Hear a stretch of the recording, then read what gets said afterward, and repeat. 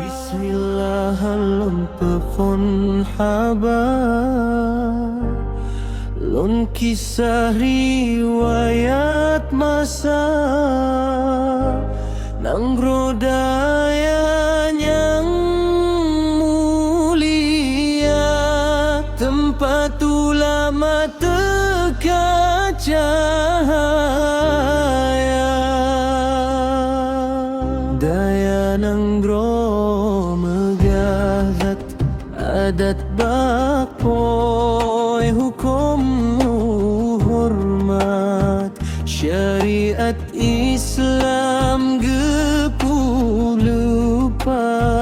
lamu dep rakyat hana mepisah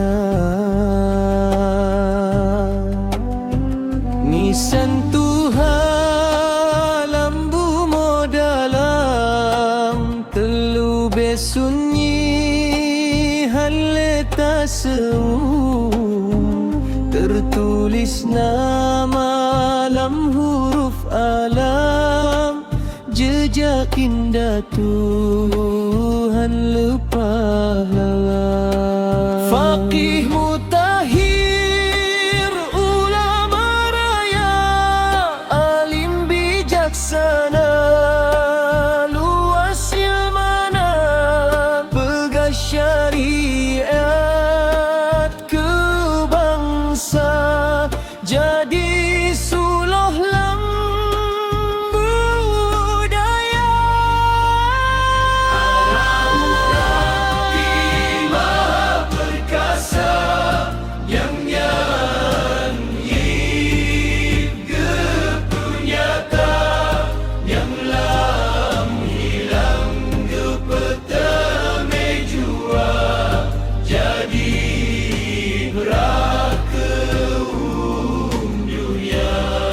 daya tanahnya yang mulia pusaka indah tu benaga jaga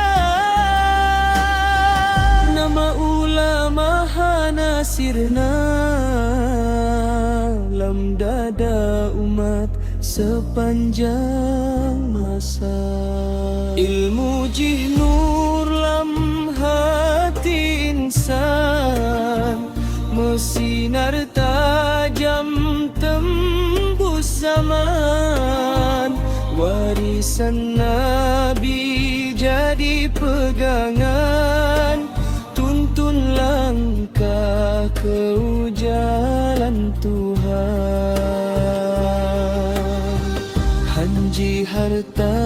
yang getinggai hanji dunia yang gekenai tapi ilmu yang gepebagi ke umat supaya hantar sase dalam kitab dalam ingatan dalam amal dalam perbuatan nama hidup sepanjang zaman jadi suluh lam kegelapan masa dilegepu sapu angin